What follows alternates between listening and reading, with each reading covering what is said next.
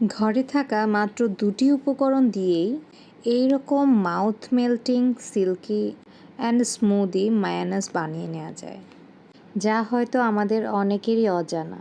বাজার থেকে অনেক চড়া দামে আমরা এই মায়োনেজ কিনে থাকি, যা প্রিজারভেটিভ যুক্ত এবং আমাদের সোনামণিদের জন্য অত্যন্ত ক্ষতিকর।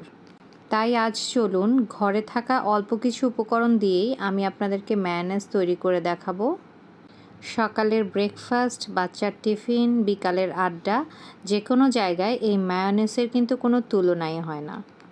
সো আর কথা না বাড়িয়ে চলে যাচ্ছি মূল রেসিপিতে।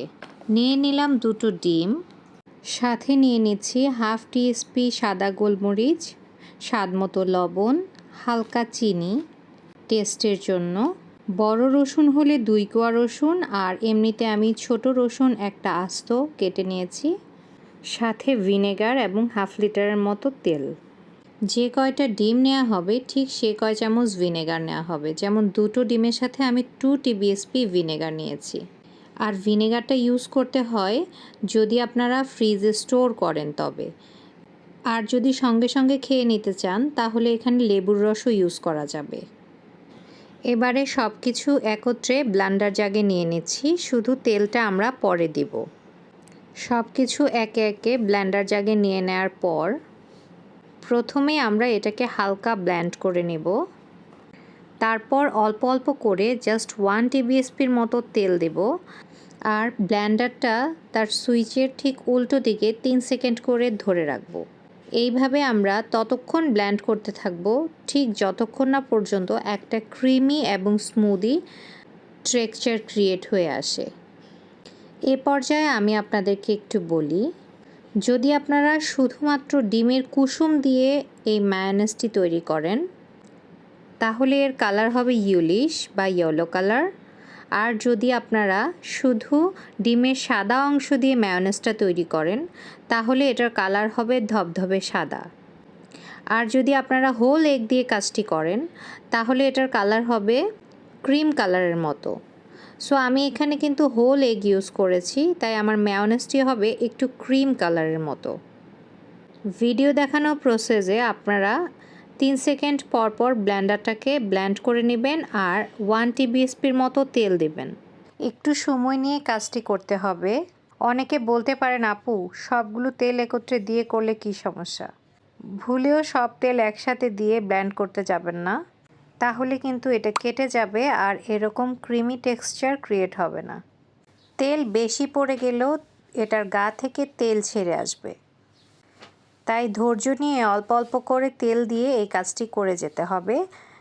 আপনারা যদি এটাকে প্রিমিয়াম কোয়ালিটির করতে চান তাহলে এখানে অলিভ অয়েলও ইউজ করতে পারেন, তাহলে এটা একদম প্রিমিয়াম কোয়ালিটির হবে। আমি এখানে রাইস ব্র্যান তেল ইউজ করেছি। এভাবে দীর্ঘ সময় ব্লেন্ড করতে করতে যখন একটা ক্রিমি টেক্সচার ক্রিয়েট হয়ে যাবে তখন ব্লেন্ডার জাগের মুখটা ওপেন করে তার মধ্যে তেল দিয়ে আমরা চেক করব যে তেলটা এটা নিয়ে নিচ্ছে কিনা। যদি তেলটা ভেতরে যেতে একটু সময়ের প্রয়োজন হয় তাহলে বুঝবো যে এর মাঝে আর তেল দেওয়ার কোনো প্রয়োজন নেই। এবার আমাদের মায়োনেজটি সম্পূর্ণ রেডি। এই মায়োনেজটি কিন্তু সর্বপ্রথম ফ্রান্সে তৈরি হয়েছিল। এই যে আপনাদেরকে আমি দেখিয়ে দিচ্ছি, ঠিক এইভাবে ব্লেন্ডারের সুইচটি ঠিক অপোজিট সাইডে প্রেস করে ধরে আপনারা জাস্ট কাউন্ট করবেন 1 2 3, বাস ছেড়ে দেবেন। এভাবেই তৈরি করে নেবেন আমাদের মজাদার creamy smoothie and silky mayonnaise. এই যে দেখেন, মাত্র দুটো ডিম দিয়ে কী পরিমাণ মায়োনেজ আমরা তৈরি করে নিয়েছি।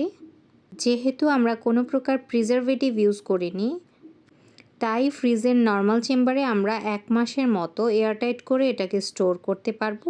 এর চেয়ে বেশি সময় কিন্তু স্টোর করা যাবে না। আর এই মায়োনেজটা কিন্তু আমার বাসায় 1 সপ্তাহের বেশি থাকেও না, কারণ আমার বাচ্চা এটা ভীষণ পছন্দ করে।